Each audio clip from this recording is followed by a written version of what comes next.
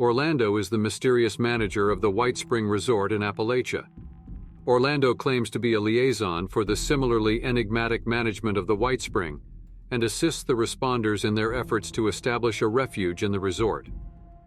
Appearing suddenly at the White Spring Resort around 2104, coinciding with the rebirth of the responders, Orlando is a secretive, mysterious person tasked by the mysterious management with supporting responder operations and distributing ultracells to the leaders of the new community.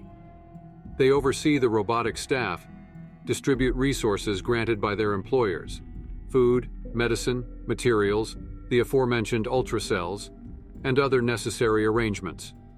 They believe the refuge can be a beacon of hope for the unfortunate people of Appalachia. Orlando is the first human caretaker of the White Spring in over a quarter of a century, personally representing the interests of the management. Previously, only robotic staff sufficed to deal with any threats or scavengers on the property. The reasons behind this appointment are, if Orlando is to be believed, pure, unspoiled altruism in order to rebuild civilization. They claim that they and the management simply believe in the American dream and its restoration, re-establishing America as a land of opportunity where anyone will be able to find the freedom to build a life worth living. As such, they permitted the responders to settle into the White Spring, that and the plummeting demand for luxury golf resorts. One of their crucial roles is providing the ultracells. Orlando suggested using the experimental battery technology for powering Lennox's vertibird, and once the responders agreed, Orlando started distributing them to selected individuals. Rather than provide them in bulk, they get a portion of cells in order to encourage collective decision-making instead of stockpiling. Otherwise, the vertibird will not get charged, and the responders will be unable to embark on any expeditions. Orlando will only speak of their past in the vaguest possible terms, describing themselves as someone who traveled wide before coming to work for the management, and claiming they have unremarkable origins, coming from nowhere interesting. They deliberately let people imagine where they come from, to keep them interested, although they do not really mean it in an intimate or romantic way, as their line of work consumes them entirely.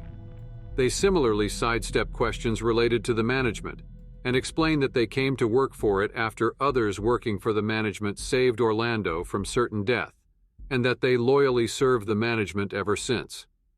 Their relationship with the management predates the White Spring posting. Orlando traveled widely to maintain their interests, collect information, perform unspecified tasks, and meet new people. While they enjoyed the travels and meeting new people, settling down at the White Spring was a relief, interrupting Orlando's endless travels with nowhere to call home. Orlando particularly enjoys the soft bed and clean clothes, something that was not available on the trail. In keeping with their secrecy, Orlando admits to living at the White Spring, but will not divulge specifically where. Orlando is evasive on the topic of their past or their employers. Orlando refuses to divulge anything but the vaguest facts, citing privacy concerns. Orlando believes all that matters is their support for the responders. The management, they explain, prevents them from traveling, and Orlando acts as their representative and concierge to those found worthy. They are refused to divulge even a hint of where all the resources supplied by the management come from. If sufficiently pressed, they might mention a Mr. Otis as their employer, the chairman of the management. Orlando explains that they simply owe their life to Mr. Otis and refuse to betray his trust. Orlando will feign ignorance if pressed on the similarity of the name Mr. Otis to MODUS, vehemently denying ever hearing of such a thing.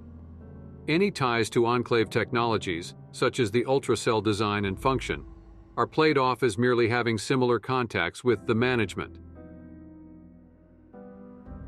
Orlando dislikes being called a lackey, or having their role disparaged in any way. In their opinion, they are doing something helpful, necessary, and have a clear purpose in life and place, something that many people lack.